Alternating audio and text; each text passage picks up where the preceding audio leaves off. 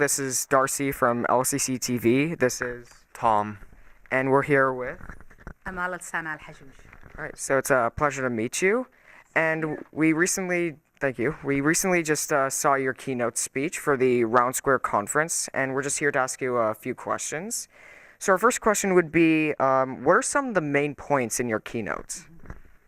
Well, the purpose of this really speech was really to inspire this young generation to understand is that there is nothing impossible, and that the world's in their hands, and that they can do whatever they want to do if they just believe in it, and there will be obstacles in the way, and they have to really be aware of these obstacles and really convince themselves that I'm able to pay the price of really going that path, and this was the main thing. The other thing is really to be open, and sometimes we come from conflict zones that they teach us prejudice, but we cannot really do the social change that we believe in unless we are open-minded and accept the differences and build in the communal, ground that we have and share with people.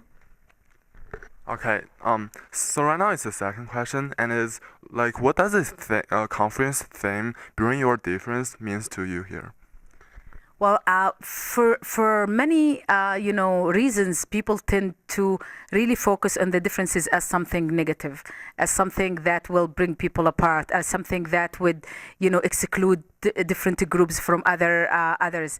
And I think that theme is really showing people that the differences are what really make us unique and make us build this very a beautiful community with this kind of mosaic. Imagine that we look at the field that all the flowers are red.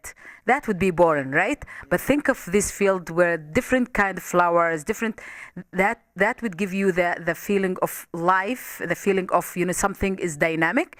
So I think the moment we all people think of differences as something positive and accept these differences and act despite them, or even use them, utilize them to leverage the social change that we desire to have, then it will be the best way to deal with the differences.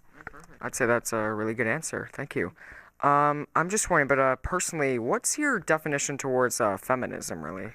Yeah. Well, yeah, this is a very charged concept, right? And every single woman in the world would say, "Oh, I'm a feminist," and other women say, "I'm opposed feminism." And I think the fact that we get this split on this definition of feminism is that many groups define feminism in a very monopoly way, saying that this is the only definition exists, and that really excluded many groups. Feminism is the way of women to stand up and say, this is not acceptable anyway. I am equal. I deserve equal opportunities. I deserve the chance to really be myself. That's feminism for me. And it's linked to your own experience, linked to your own culture, linked to your own history. So own it, have it as yours, and that's your feminism. So like, first, your answer is really nice. Thank you for that. And also, so right now I have a personal question. Is that so in your speech you described how you are grown up in your own tribe. Well, your tradition and your family consider girl is kind of lower than boys. And so through your way of growing up, so how do you think like about against the tradition, or in another way against your culture, and then and also how would you handle it on the other hand with stand up for your own rights? Mm-hmm. Well, I won't put it as I was against my culture. I would say the way I saw it at that time as something that is unacceptable. And I wanted to change it because if you would stand as someone from the culture, from community, saying only the bad things and negative things that you don't agree, then people would view you as a negative person, and they won't accept you even if you are doing good things later. So I would say that the way I grew up, I first of all, I decided to really try to understand why my mother and my father are not happy with the fact that I am a girl.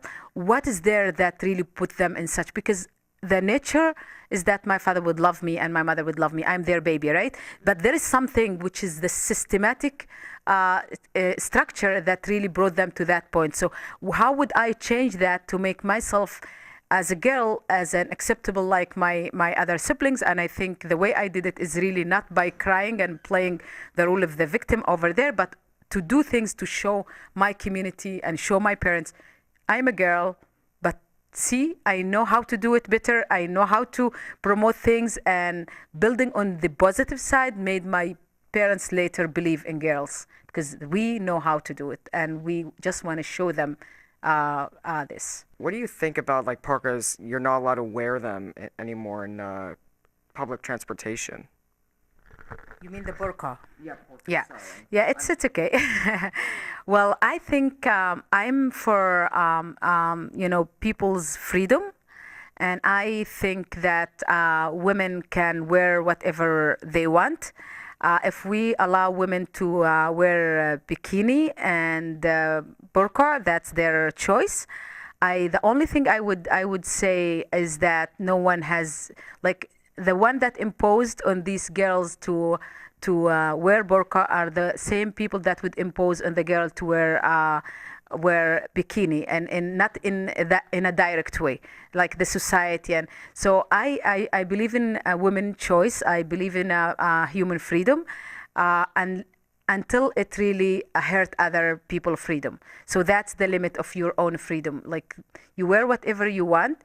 And in terms of the public spaces, I would say if you are driving a car, and I think people should see your face to really know that this is the person. Other than that, she can walk wherever she wants with that burqa. It's her decision. Thank you for your answers, and also it's a really pleasure to meet you today. Thank you so much for joining us. It's also my pleasure. Thank you very much. Thank you.